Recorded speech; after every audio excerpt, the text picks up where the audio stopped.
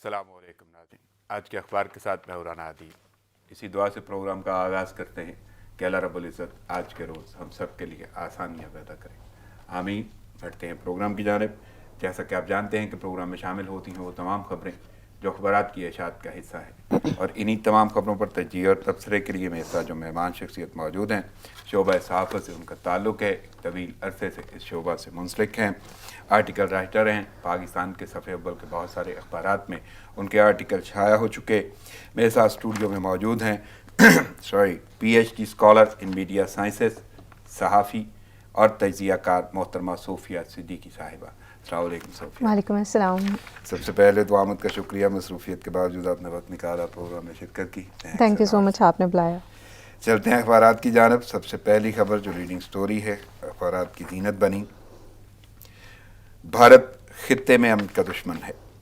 तालिबान मुज़ाकराती वफ़द के चीफ ने कहा है कि नई दिल्ली का अफ़गानिस्तान में किरदार हमेशा मनफी रहा है, और ये तालिबान की जानब से है, और वो जो उनके हैं सतनज़ई चीफ हैं तालिबान मुज़ाकराती वफ़द के, मनफी रहा है, और ये तालिबान की जानब से है, और वो जो उनके हैं सतनज़ई चीफ हैं तालिबान मुज़ाकराती वफ़द के, उनका ये कहना है कि भारत ने हमेशा जो है मुनफी किरदार अदा किया है। कैसे देख रही हैं? देखिए, फाइनली शेर मोहम्मद अब्बास की इस बयान से वाज़ह तौर पे ऐसे लगता है कि अब ये रियलाइजेशन होना शुरू हो गई है कि अफ़गानिस्तान में, जो पाकिस्तान हमेशा इस बात को क्लेम करता था कि इतने कॉन्सुलेट क्यों बनाए जा रहे हैं भारत की तरफ से अफ़गानिस्तान के हर सूबे में आपको भारतीय कॉन्सुलेट एक्टिव नज़र आते हैं, भारतीय एजेंसीज एक्टिव नज़र आती हैं, और इन तमाम चीज़ों के पीछे जो वजूहात है, अगर हम उसको पाकिस्तान के पर्सपेक्टिव से देखें तो जनरली ये कहा जाता है कि पाकिस्तान का पर्सपेक्टिव है तो हो सकता है कि पाकिस्तान इसमें किसी किस्म की लॉबिंग कर रहा हो या अपना सॉफ्ट इमेज अफ़गानिस्तान में बरकरार रखने के लिए इसके ऊपर बात करता है।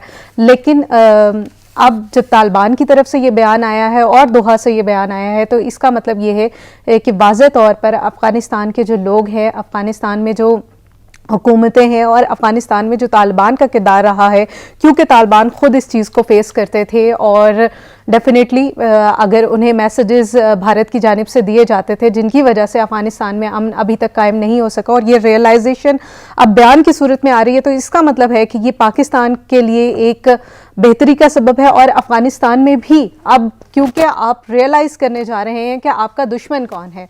बेसिकली हमें हमारा जो दुश्मन है या अफ़गानिस्तान को जो अफ़गानिस्तान का दुश्मन है वो रियलाइज़ नहीं हो रहा था। ऑल्दो दे बिलीव दैट कि भारत जो है उसकी कंट्रीब्यूशन बहुत ज़्यादा है अफ़गानिस्तान के अमन के क़याम के लिए। हमने ये भी देखा कि जब तालिबान मुज़ाकरात हो रहे थे और वो कामयाबी से तय पाए दोहा में, तो उसके फ़ौरन बाद अफ़गानिस्तान इंडिया की तरफ से जो बयानात आए थे वो इतने ज़्यादा एक्टिव और इतने ज़्यादा प्रो एक्टिव अगर कहा जाए कि अफ़गानिस्तान के फेवर में नहीं थे, तो ये बात बहुत हद तक दुरुस्त होगी। तो अब ऐसे लगता है कि अफ़गानिस्तान के जो लोग हैं और अफ़गानिस्तान में जो आने वाली हुकूमतें होंगी उनको इस बात की रियलाइजेशन बहुत अच्छे तरीके से हो रही है कि बल्कि मैं अफ़गानिस्तान के हवाले से तो मज़ीद गुफ्तगू करूँगा, लेकिन उससे पहले वज़ीर आज़म ने कल ट्वीट किया, और क्या कहना है उनका, कहते हैं कि भारत फॉल्स फ्लैग ऑपरेशन करना चाहता है। पड़ोसी मुल्क मकबूजा कश्मीर में रियासती दहशतगर्दी से दुनिया की तवज्जो हटाने और इसे पाकिस्तान से जोड़ने के लिए कोशिश है।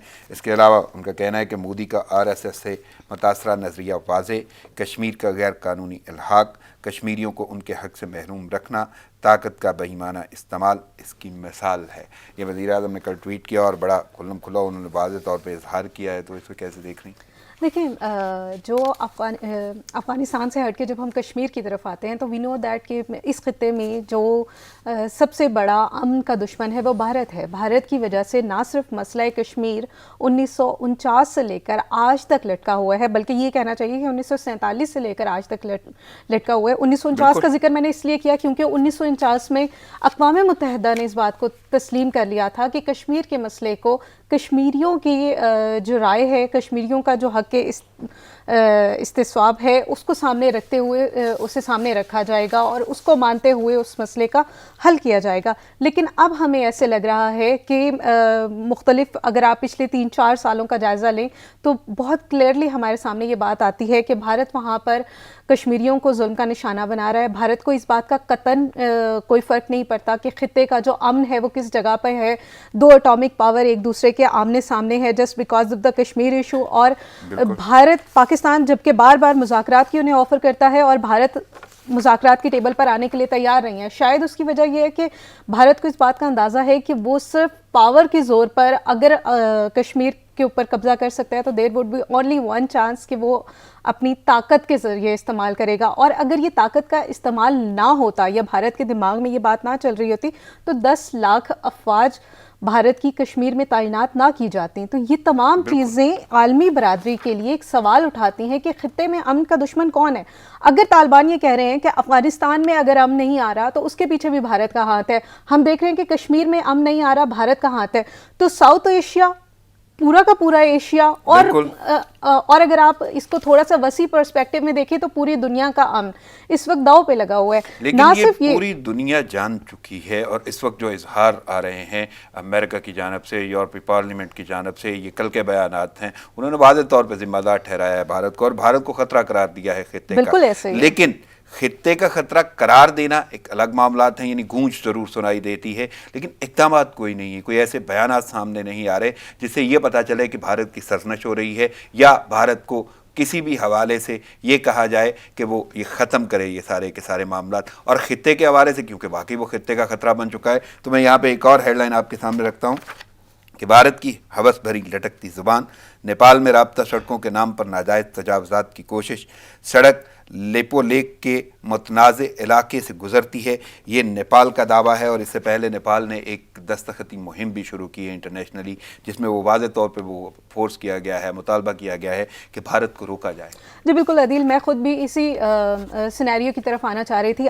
ہم صرف جب افغانستان کی بات کر رہے ہیں، کشمیر کی بات کر رہے ہیں، دوسری سائڈ پہ پچھلے ایک ہفتے سے ہمارے پاس خبریں آ رہی ہیں کہ بھارت نیپال کے ذریعے سے جو رابطہ سڑکیں بنا رہا ہے وہ ان لیگل ہے اور نیپال کی حکومت اس پر احتجاج کر رہی ہے. تو یہاں پر بھی اب دیکھیں ہمیں بہت واضح طور پر یہ بات سامنے آتی ہے کہ بھارت یہ چاہتا ہے کہ خطے کے تمام ممالک کے ریسورسز کے اوپر وہ کسی نہ کسی طریقے سے قبضہ کرے، خواہ وہ کشمیر ہو، خواہ وہ افغانستان ہو یا خواہ وہ نیپال ہو.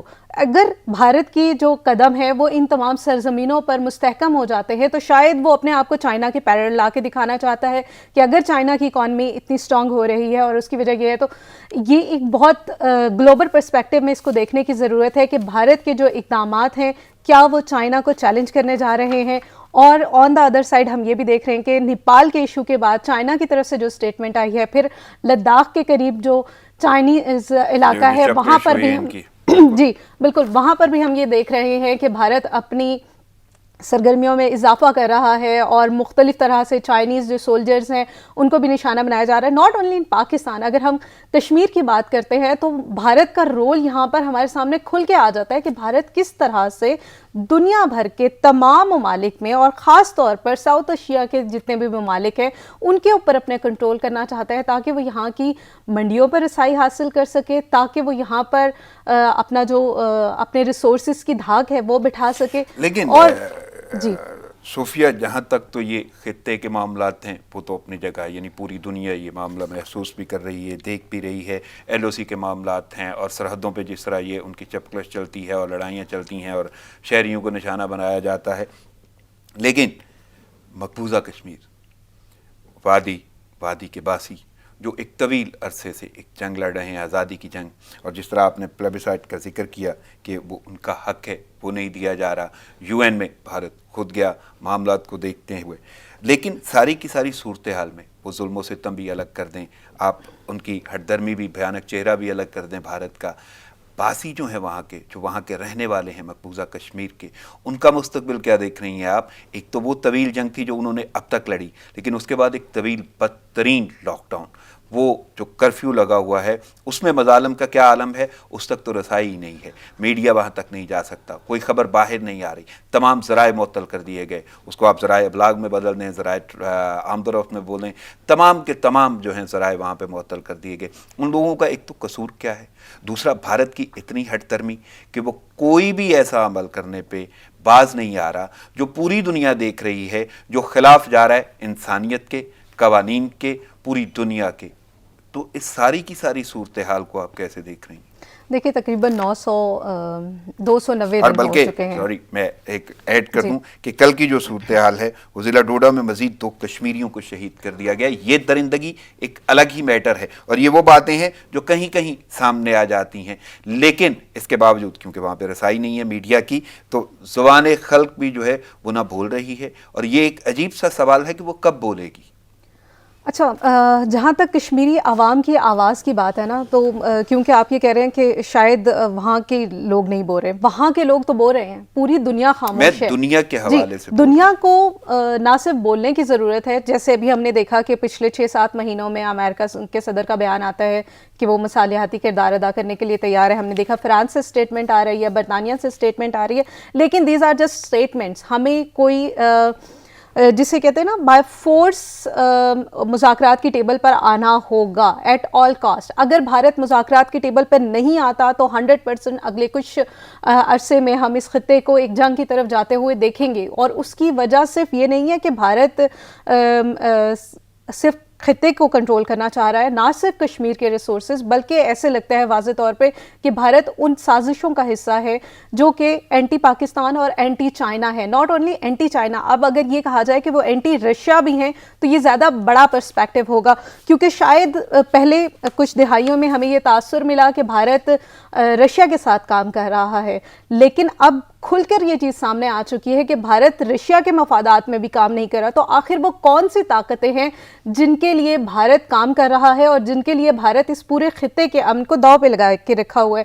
اب دیکھیں کشمیر سے جو آواز ہے وہ برہان وانی کی شکل میں آئے, ریسنٹلی شہید ہونے والے حزب المجاہدین کے قائد کی شکل پہ آئے, یا پھر ڈوڈا میں شہید ہونے والے 2 نوجوانوں کی شکل میں آئے جو کہ گزشتہ روز شہید کیے گئے. ناٹ اونلی دس, اگر ہم ذرا سا پیچھے جاتے ہیں تو 2 دن قبل بھی بھارت نے ایسی ہی ایک کارروائی کی تھی جس میں 3 جوان شہید ہوئے تھے. اس اگر پورے مہینے کا جائزہ لیں جب سے رمضان شروع ہوا ہے اور مقبوضہ کشمیر میں ایک بدترین لاک ڈاؤن جاری ہے, اور وہاں پر ہم یہ دیکھتے ہیں کہ وہاں پر نوجوانوں کو جو روزے کی حالت سے ہیں ان کو نشانہ بنایا جا رہا ہے, ان کو نماز جنازہ کی تقریبات نہیں ادا کی دی جا رہی ہے.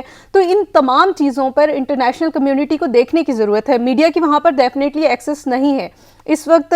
میڈیا کی جو پوزیشن ہے وہاں پر وہ بڑی ہی ویک قسم کی ہے. جو بیان آتا ہے وہ تو بڑی میزریبل سی ہے, قابل رحم صورتحال ہے کہ قید کیا جاتا ہے, سزائیں دے دی جاتی ہیں, بالکل ایسا ہی ہے, بات نہیں کرنے دی جاتی. لیکن وہ میڈیا کا بھی اپنا ایک عمل دخل ہے کہ اس پہ بھی کوئی بات نہیں کر رہا. یعنی ایک تو خبر کا ہونا, خبر کی ترسیل, ذرائع مواصلات, وہ تمام کے تمام معطل کر دیے گئے. دوسرا صحافیوں کے ساتھ جو سلوک کیا جا رہا ہے. تیسرا وادی کے باسی جن کی ہم بات کر رہے ہیں کہ یہ میڈیا کی اپروچ نہ ہونے کے باوجود یہ جو ہے جو شہادتیں منظر عام پہ آ رہی ہیں, سامنے آ رہی ہیں, یہ کیسے آ رہی ہیں یہ تو ایک الگ میٹر ہے. لیکن اندر کے معاملات, یعنی جنہوں نے ایک طویل داستان کریٹ کی ہوئی ہے, رقم کی ہے بھارت نے, ظلم کی, تشدد کی, اور ان بے قصور نہتے مسلمانوں پہ, نہتے کشمیریوں پہ, اب کیا عالم ہوگا؟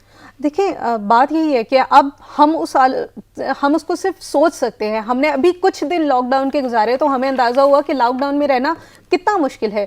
تو جب کبھی بھی میں یہ سوچتی ہوں کہ کشمیر کے لوگ 290 دنوں سے لاک ڈاؤن کی سچویشن فیس کر رہے ہیں تو وہ کس طرح سے اس تمام سچویشن کو فیس کر رہے ہوں گے, جبکہ وہ گھر سے باہر نکلتے ہیں. چلیں ہم تو گھر سے باہر نکلتے ہیں اور ہمیں اس بات کی اجازت ہے کہ ہم اپنی ضروریات زندگی کی تمام چیزوں کو باہر مارکیٹ سے پرچیز کر سکتے ہیں. ان کے پاس تو یہ سہولت بھی نہیں ہے, وہاں پہ میڈیکل کی سہولت نہیں ہے. ابھی کووڈ-19 کی سچویشن جب سے سامنے آئی ہے تو ہم دیکھ رہے ہیں کہ بھارت میں جو مقبوضہ کشمیر کے جو مسلمان ہیں اور مقبوضہ کشمیر کے جو باسی ہیں ان کو ہاسپٹل کی ایکسس نہیں دی جا رہی, انہیں کووڈ-19 سے نمٹنے کے لیے ڈاکٹرز کو فیسلٹیز نہیں دی جا رہی. تو بھارت کس صوفیہ یہ صورتحال تو بہت پہلے سے ہے, وہاں پہ دوائیاں نہیں ہیں, خوراک نہیں ہے, بہت چیزوں کی قلت ہے, اور اشیاء ضروریہ جو ہیں وہ اویلیبل نہیں ہیں. لیکن جس طرح آپ نے دیکھیں سوال یہ کہ بھارت کس منہ سے چاہتا ہے کہ وہ کشمیر کے اوپر حکومت کرے جبکہ وہ کشمیریوں کے جائز جو بنیادی حقوق ہیں وہ پورے نہیں کر رہا. وہاں پہ خواتین کی پامالی, عزتوں کی پامالی کی جا رہی ہے, وہاں پہ نوجوانوں کو شہید کیا جا رہا ہے. جانا چاہ رہا تھا ایک تو یہ جو آپ نے یہ ٹاپک شروع کیا ہے کہ وہ کس طرح یہ چاہ رہا ہے یا کس طرح یہ کہہ رہا ہے کہ اس کا وہاں پہ کوئی حق ہے, کیونکہ وہ لفظ جو ایک کھوکھلا سا بن کے رہ گیا, ٹو ٹنگ جسے وہ کہتے تھے, اس کا تو بالکل صفایا کر دیا انہوں نے وہ. لیکن میں مزید آگے چلتا ہوں. جس طرح آپ کشمیر کی بات کر رہی ہیں اور وہاں پہ اس وقت لاک ڈاؤن بدترین تو ہے ہی, کرفیو ہے, اور کرفیو کا مطلب جبری پابندیاں. پوری دنیا تو اس وقت اپنے تحفظ کے چکر میں پابندیاں لگا کے بیٹھی تھی, لیکن یہ جبری پابندیاں ہیں اور جن کو تقریباً 10 ماہ کے لگ بھگ ہونے کو ہیں. لیکن دوسری جانب یعنی وہی مودی سرکار جو حق جتائے یا باقی معاملات, وہ تو ایک الگ معاملہ ہے. جہاں پہ پابندیاں نہیں ہیں, لاک ڈاؤن نہیں ہے, باقی کا بھارت, وہاں پہ مسلمانوں کے ساتھ جو سلوک کیا جا رہا ہے, اور وہاں پہ مودی سرکار کے گنڈے ہیں, یعنی مودی کے گنڈے ہیں. انسانیت دشمن بھارت سفاکیت کی مثال بن گیا. مودی کے گنڈوں نے 20 سالہ لڑکی کو کورونا قرار دے کر بدترین تشدد کا نشانہ بنایا. پولیس کا بھی بے حسی کا مظاہرہ, لاپرواہی کی گئی. بلکہ پرواہ تو کیا, وہ ایسا کوئی صورتحال ہی نہیں کہ پولیس اس میں کوئی ایکشن کرتی ہے یا ری ایکشن دیتی ہے ان مظالم کا یا اس تشدد کا جو بھارتی گنڈے یا مودی سرکار کے گنڈے کر رہے ہیں. لیکن ابھی میں مقبوضہ کشمیر سے ہٹا نہیں ہوں. پہلے تو میں یہ بات کر لوں کہ یہ وہ گنڈے ہیں جو پورے بھارت میں, جس کو وہ آزاد کہتے ہیں, بڑی وہ جو کھوکھلے دعوے جمہوریت کے تھے, ڈیموکریسی کے تھے, اور پتہ نہیں کون کون سا دعویٰ جو ہے, یہاں پہ مسلمانوں کے ساتھ جو سلوک ہو رہا ہے, لڑکی کو کورونا کہہ کے بدترین تشدد کا نشانہ بنایا. اسے کیسے دیکھیں؟ دیکھیں مطلب جہاں پر آپ ظلم کی بات کرتے ہیں نا, اور ظلم جب اختتام کی شکل ہوتی ہے, تو ہمیں بھارت میں وہ سچویشن اس وقت نظر آ رہی ہے جہاں پہ انہیں کوئی روکنے والا نہیں ہے. ریاست ہمیں نظر آتی ہے, لیکن ریاست کا کردار نہیں نظر آتا اپنے شہریوں کو ایک سہولت فراہم کرنے میں, جو کہ ان کا بیسک رائٹ ہے.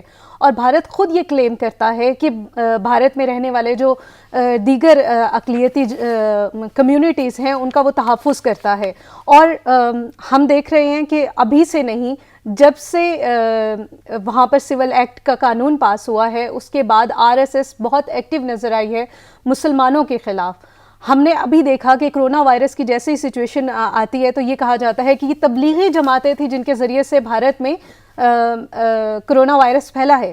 کیا پوری دنیا میں وہ تبلیغی جماعتیں ہی تھیں جن کے باعث کرونا وائرس پھیل رہا تھا؟ اور کیا کمیونٹی سروسز کو یا مذہبی عقائد پہ پابندی لگانی تھی تو وہ صرف مسلمانوں کی تھی؟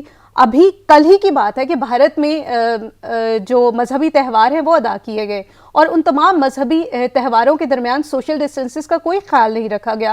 تو کیا بھارت میں RSS سے تعلق رکھنے والے جو لوگ ہیں وہ یہ بات کلیم نہیں کریں گے کہ بھارت میں جو ہندو ہے وہ بھی کرونا وائرس کو پھیلانے کا سبب بن رہے ہیں؟ تو ان تمام چیزوں کو دیکھنے کی ضرورت ہے. ایک وبائی سچویشن ہے جو کہ پوری دنیا میں ہے, اس میں آپ اسلاموفوبیا کو بیچ میں لے آتے ہیں, اس کے بعد آپ مسلم کمیونٹی کو نشانہ بنا رہے ہیں. بات کلیئر کر دوں, مسلمانوں کو باعث قرار دینا یہ ایک پہلی سٹیج تھی. بالکل اب ایسے ہی انہیں کورونا کہہ کے تشدد کا نشانہ بنایا جاتا ہے. وہ جو باعث والا سلسلہ ہے اس میں تو یہ تک ہم نے دیکھا کہ جس کی شاپ ہے, یعنی آپ سبزی لینے جاتے ہیں, سبزی فروش ہے, کوئی بھی گروسری کی دکان ہے, کریانہ سٹور ہے, اگر آپ اس سے چیز لینے جاتے ہیں کوئی بھی اپنی ضرورت کی, تو وہ اگر مسلمان ہے تو تب بائیکاٹ کرنا ہوگا آپ کو. آپ اگر مسلمان ہیں, ریڑی بانوں سے بھی بھارت نے بائیکاٹ کروایا نا, کہ جہاں پر ID چیک کر کے ایک ریڑی بان سے کہا جا رہا ہے کہ آپ سبزی فروش کر رہے ہیں تو ٹھیک ہے, لیکن اگر آپ مسلمان ہیں تو ہم آپ سے سبزی نہیں لیں گے. میں وہی بول رہا ہوں. اس کے بعد وہ جو جھنڈے وہاں پہ لگائے گئے ریڑی بانوں پہ, اس کے بعد جو اوتھ لیا گیا بھارتی جتنے بھی یہ پنڈت ہیں اور بھارت کے یہ لوگ ہیں, ان کی ایک تنظیم ہے باقاعدہ اس کے سربراہ نے, کہ مسلمانوں کے خلاف آپ نے یہ معاملات کرنے ہیں. اب یہ ساری کی ساری چیزیں جو ہیں, یہ جس کو وہ بڑا آزاد ملک کہتے ہیں, جس کے وہ بڑے کھوکھلے دعوے کرتے رہے ہیں, یہ وہاں پہ ہو رہی ہیں. اب یہ مظالم اپنی جگہ پہ, جہاں پہ مسلح انہوں نے لاکھوں کی فوج رکھی ہوئی ہے اور وہ کرفیو میں ہے, جس کی کوئی رپورٹ نہیں آ رہی, وہاں پہ کوئی سنوائی نہیں ہو رہی, ایون خبر کی ترسیل نہیں ہو رہی, ذرائع تمام معطل کر دیے گئے, ان لوگوں کا عالم کیا ہوگا؟ دیکھ لیں, اس سے اندازہ ہم لگا سکتے ہیں. بلکہ انٹرنیشنل کمیونٹی کو اب یہ سوچنا چاہیے کہ ہم بھارت کو کس طرح سے روک سکتے ہیں کہ وہ وہاں پر مسلمانوں کے جو حقوق ہیں ان کی حفاظت کے لیے سامنے آئیں. یہ صرف ایک ریاست کی بات نہیں ہو رہی, کیونکہ ہم ہمیشہ یہ کہتے ہیں کہ بلکہ اقوام متحدہ کی اگر بات کریں, ہم پاکستان سے ہٹ کے صرف اقوام متحدہ کی بات کریں تو اقوام متحدہ یہ کلیم کرتا ہے کہ وہ دنیا بھر میں رہنے والے انسانوں کے حقوق کا پاسدار ہے.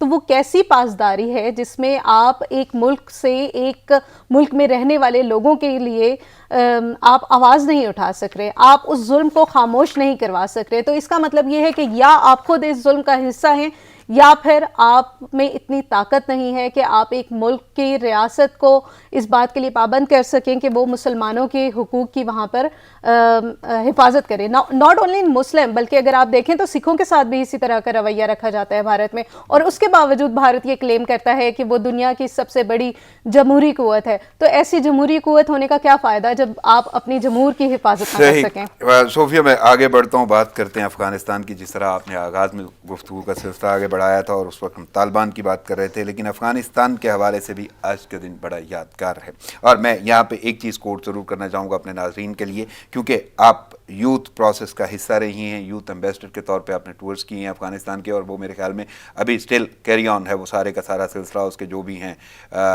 تبادلے وہ ہوتے رہتے ہیں آپ کا آنا جانا. تو جو صورتحال حالیہ ہے اس میں سب سے اہم بات تو یہ کہ آج کا دن واقعی یادگار ہوگا افغانستان کے لیے. اشرف غنی اور عبداللہ کے درمیان شراکت اقتدار کا معاہدہ طے پا گیا. اشرف غنی کہتے ہیں افغان عوام نے ثابت کر دیا کہ قومی مفاد مقدم ہے. اور اسی کے ساتھ ساتھ امریکہ کے نمائندہ خصوصی برائے افغانستان زلمے خلیل زاد, انہوں نے اس معاہدے کا خیر مقدم کیا ہے.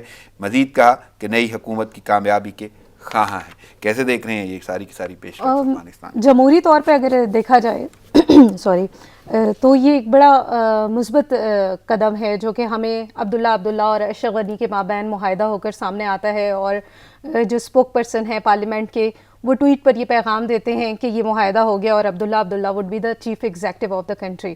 اور اس سے پہلے ہم نے یہ دیکھا کہ الیکشن کے بعد سے لے کر اب تک تقریباً 2-2.5 مہینے کا یہ عرصہ تھا جس میں افغانستان میں قیادت کے اوپر لڑائی ہوتی رہی, اور یہ ایک ایسی جنگ تھی جو یہ تاثر دے رہی تھی کہ شاید افغانستان میں جو پولیٹیکل پارٹیز ہیں وہ اتنی اسٹرینتھن نہیں ہوئی ہیں ابھی تک, اور وار لارڈز جو ہے وہ اپنی حکومتیں قائم کرنا چاہتے ہیں وہاں پر. تو اب یہ میسج دیا گیا ہے کہ وار لارڈز اپنی حکومتیں اگر وہ بچانا بھی چاہتے ہیں تو وہ خطے کے مفاد میں بچانا چاہتے ہیں, افغانستان کے عوام کے مفاد میں اس کے اوپر کام کر رہے ہیں. یہ بہت اچھا جسٹر ہے, اور اس میں یقیناً جو کمپرومائز کیا ہے وہ اشرف غنی نے کیا ہے, کیونکہ ہم پچھلے سارے ٹائم میں یہ دیکھ رہے تھے کہ اشرف غنی کمپرومائز کرنے کے لیے تیار نہیں تھے, اور ایسے لگ رہا تھا کہ اشرف غنی یہ چاہتے ہیں کہ اقتدار ایک دفعہ پھر سے ان کے ہی پاس آئے اور وہ دوبارہ سے افغانستان کے چیف ایگزیکٹو ہوں. لیکن یہاں پہ جو امریکہ کی طرف سے جو جسچر آیا ہے, اسپیشلی زلمے خلیل زاد, انہوں نے واضح طور پہ خیر مقدم کیا ہے اس کا, اور خواہش کا اظہار کیا ہے کہ آنے والی جو بھی حکومت ہے اس کا کامیابیوں کی یعنی خواہش کا اظہار ہے ان کا. تو ان کا اظہار کیسے دیکھیے ایک بہت پازیٹیو جسچر ہے, وہ زلمے خلیل زاد کریں یا پاکستان کی حکومت کرے یا انٹرنیشنل کمیونٹی کرے, اس لیے کیونکہ افغانستان میں امن آنا اس وقت, اور جبکہ ہم پہلے ڈسکس کر رہے تھے کہ آپ کو یاد ہوگا جس دن طالبان کا اور امریکہ کا معاہدہ ہوا تھا تو اس دن بھی میں نے پروگرام میں کہا تھا کہ یہ ایک بہت تاریخی دن ہے.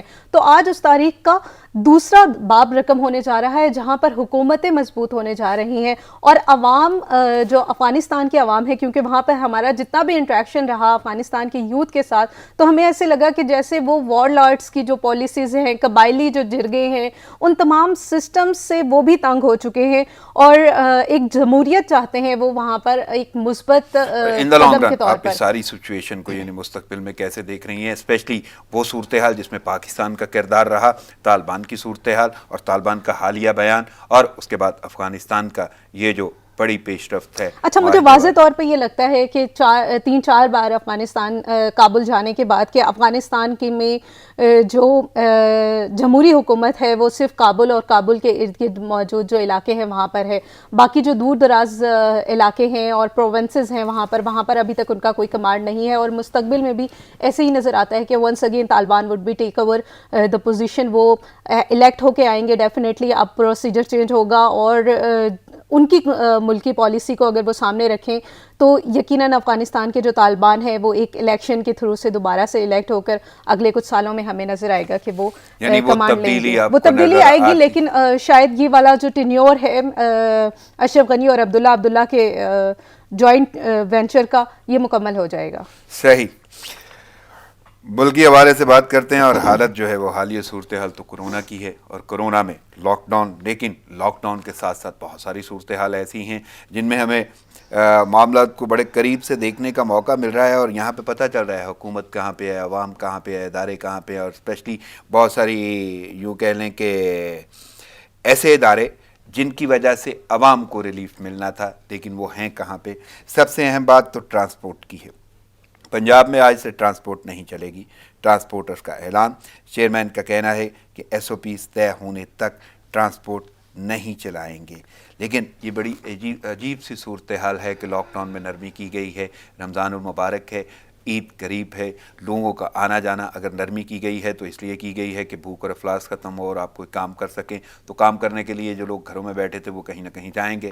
اس کے علاوہ عید قریب آ رہی ہے، جو کہیں اور بیٹھے ہوئے تھے انہیں گھر بھی جانا ہے، اور ٹرانسپورٹ کا یہ معاملہ، کرائے 20% کم کیے گئے تھے حکومت کی جانب سے، کرایوں کا الگ سے ڈیمانڈز ہیں، لیکن اس سے ہٹ کے ٹرانسپورٹرز جو ہیں وہ ابھی بھی کہہ رہے ہیں کہ ایس او پیز طے ہونے تک ٹرانسپورٹ نہیں چلائیں گے۔ آخر کیسے دیکھ رہی ہیں یہ ساری صورتحال؟ عدیل، جب ہم پاکستان کی طرف آتے ہیں اور ریسنٹلی جو سچویشنز ہیں ان کا جائزہ لیں تو ہمیں صاف طور پہ ایسے لگتا ہے کہ پاکستان کے عوام کو نہ صرف جو تعلیم کی کمی ہے اور صحت کی سہولیات کا فقدان ہے، اس کی وجہ سے وہ اس وقت اس نہج پہ پہنچ چکی ہے کہ اس کو اس بات پر یقین نہیں ہے کہ کرونا وائرس کی سچویشن ایگزسٹ کرتی ہے یا نہیں کرتی ہے۔ یہی ٹریفک جو ٹرانسپورٹرز ہیں اب سے کچھ دن قبل اس بات پر حکومت سے درخواستیں کر رہے تھے کہ براہ مہربانی ٹریفک کھول دی جائے، پبلک ٹرانسپورٹ اوپن کر دی جائے تاکہ ہمارا روزگار چل سکے۔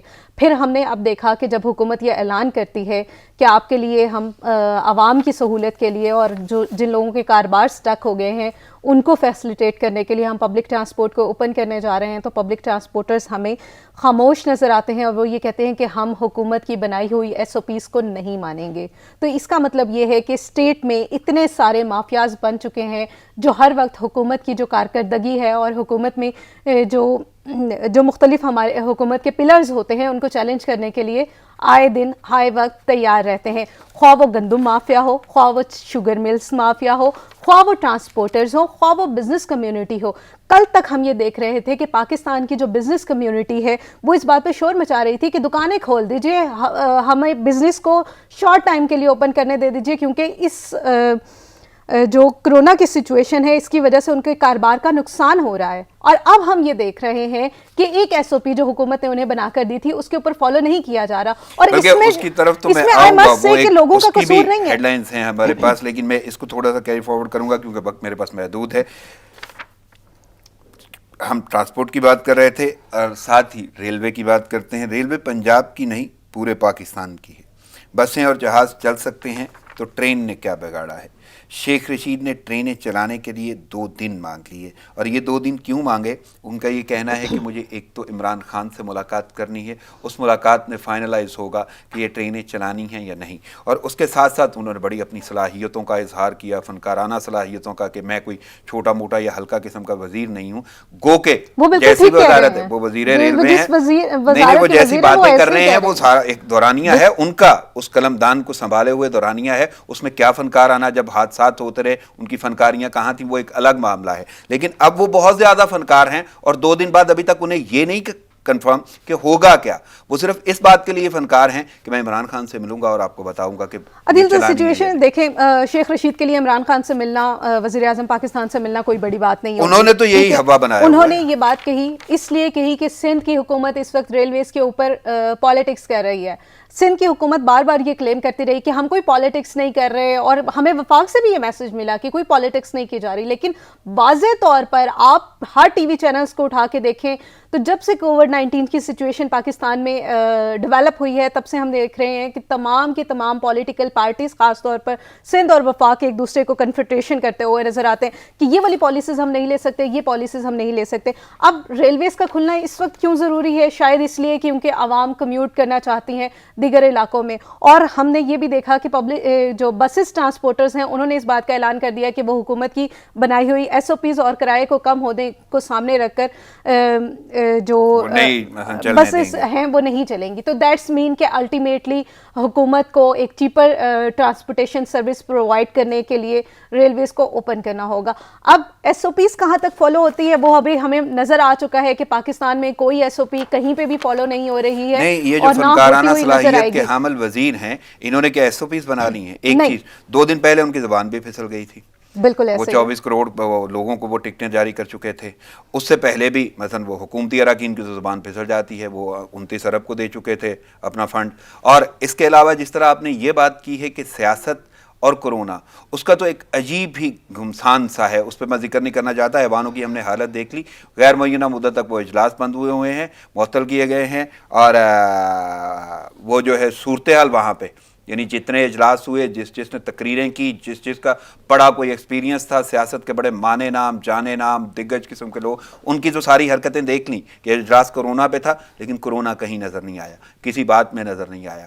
لیکن ذمہ دار کون ہے؟ عدیل آل ٹوگیدر یہ جو قوم ہے نا، یہ ایک بہت فنی قسم کی قوم ہے جس کو اس بات کا ادراک نہیں ہے کہ کون سی سچویشن لڑنے کی ہوتی ہے اور کون سی سچویشن ایسی ہے جس میں آپ نے مل کر لوگوں کے لیے کام کرنا ہے. ہمیں بیانات بہت نظر آتے ہیں کے حوالے سے کہہ رہی ہیں کہ عوام آل ٹوگیدر، میں پوری نیشن کی بات کر رہی ہوں. عوام اس بات کو تسلیم کرنے کے لیے تیار نہیں ہے کہ کرونا وائرس موجود ہے. اور یہ کیوں نہیں ہے؟ اس لیے کیونکہ آپ کے اوپینین لیڈرز ایسے ہیں. آپ کے سیاستدان یہ کہتے ہیں کہ ہم مساجد کھول رہے ہیں لیکن عوام کے لیے، اور ہم خود مساجد میں نہیں جائیں استعمال گے. کروں گا. آپ کو نہیں لگتا کہ سیاستدان نہیں، حکمران جن کی ذمہ داری ہے، اپوزیشن نے تو جو بھی کرنا ہے وہ شاید تنقید ہی کرنی ہو، ان کو ہم اس اینگل میں نہیں لے سکتے، اور انہوں نے شاید اس تنقید سے فائدہ اٹھانا ہے کسی نہ کسی سینس. سیاستدان ہمارے حکمران ہیں، ٹھیک ہے؟ آپ اس بات کو سیگریگیٹ نہیں کر سکتے کہ ہمارے جو سیاستدان ہیں وہ کوئی اور تیسری مخلوق ہے جو کہ ہمارے اوپر حکومت کر رہی ہے. کہیں نہ کہیں اتھارٹیز تو ہوتی ہیں. اتھارٹیز کے حوالے سے اگر میں یہ جملہ بولوں، they are responsible to obey the statement of the government. اور گورنمنٹ اس وقت کون ہے؟ یہ سیاستدانوں کے ہاتھوں میں ہے. وہ بے شک بظاہر ایک فیس ہو یا ایک انٹرنل فیس ہو. جیسے آپ نے یہ جملہ بول دیا نا گورنمنٹ کے حوالے سے، میرا لفظ بھی یہی ہے کہ حکمران، یعنی حکمران ایکچوئل جو ہے نا وہ ذمہ دار تو ہیں.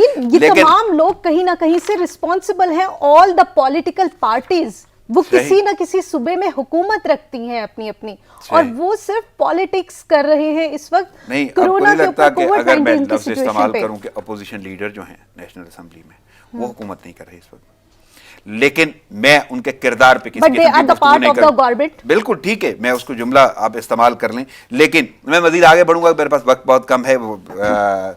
ہوائی سفر بحال ہو گیا، لیکن جزوی طور پہ ہی، وہ جو جزوی طور پہ ہوائی سفر بحال ہوا ہے نا اس میں شہری کنگال ہو گیا. کیسے؟ ایئر لائنز کے کرایوں میں ہزاروں روپے کا اضافہ کر دیا گیا. 2 طرفہ ٹکٹس 50,000 کے لگ بھگ ہیں، بلکہ 50 سے اوپر 55 لگ بھگ کا مطلب یہی ہے کہ پہلے بھی ہے یا بعد میں بھی. یہاں پہ آپ اگین جب پاکستان کا سسٹم دیکھتے ہیں تو ہمارے سسٹم میں ہر جگہ پر ایسے لوگ بیٹھے ہوئے ہیں جو ایک سچویشن کو کیش کرنا چاہتے ہیں اپنے لیے.